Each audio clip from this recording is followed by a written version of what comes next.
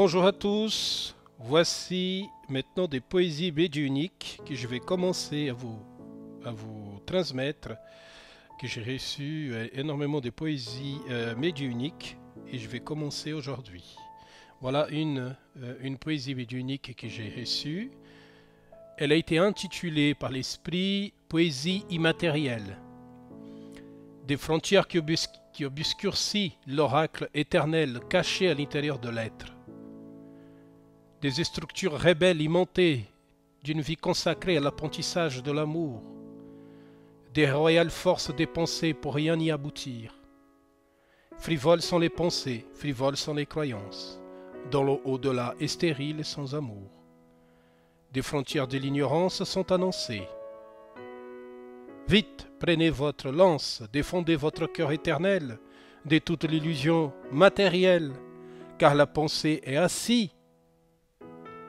Il opère et assis à l'intérieur avec tout son amour. Des milliers d'hommes assis sous les portes du savoir, mais avec une clé qui n'est pas la bonne. Des fruits défendus par une ignorance de non connaître soi-même. Des parias sont le terme utilisé par des esprits livrés à soi-même. Des rois modernes, ceux qui croient que la vie commence et s'y termine par leur pochette d'argent. Des villageois qui regardent l'avenir de l'humanité en priant le Créateur. Attention, il est là, il regarde. Lui, il est à l'intérieur, en train de guider les humbles et les faibles devant l'état de la compréhension humaine. Des corruptions enfantines qui donnent la famine à tous ces enfants qui sont encore des bébés de lait. Des viscères ouvertes à tous devant une pléiade de morts imaginaires qui ne comprennent rien. Des vicissitudes pour un monde devenu incohérent par la perte du savoir éternel du corps aimanté d'amour. Des respects qui deviendra avec les âges du monde, qui deviendront lui-même anciens. Des forces obscures qui remplissent d'incohérence et d'ignorance de soi. La vie, le plus beau, la vie est le plus beau cadeau et la prière est la plus belle des remerciements. D'une vie bâtie sur la croix d'un amour défendu est la vie de l'humain, doté de la parole, mais enlevé du savoir du cœur. Des vraies famines qui disséminent notre école terrestre, voici notre savoir disparu en face de la soif et de la famine du savoir éternel.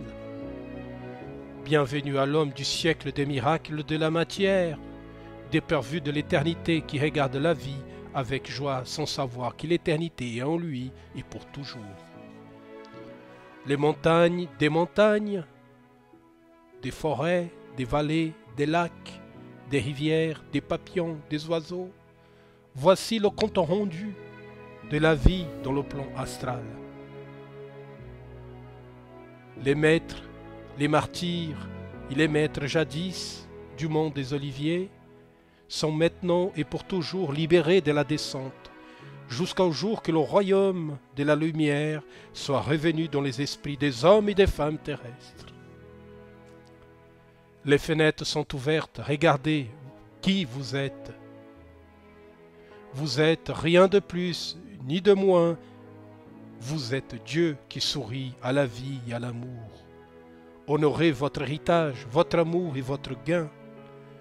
La plus belle de toutes les savoirs, le plus bel de toutes les savoirs est de croire que nous ne savons rien et qu'il y a toujours de la place pour apprendre encore, encore et encore.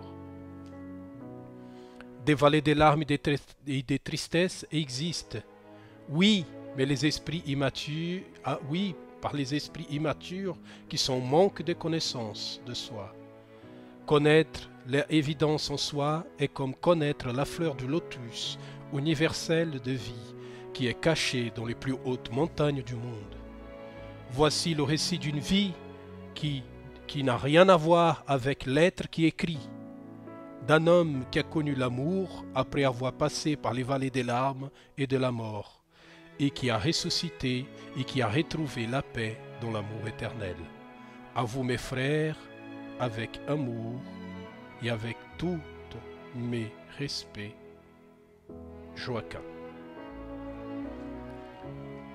Voilà mes amis, c'est une des premières petites poésies que j'ai reçues. Et je vous embrasse. À bientôt. Il y en aura d'autres. À bientôt.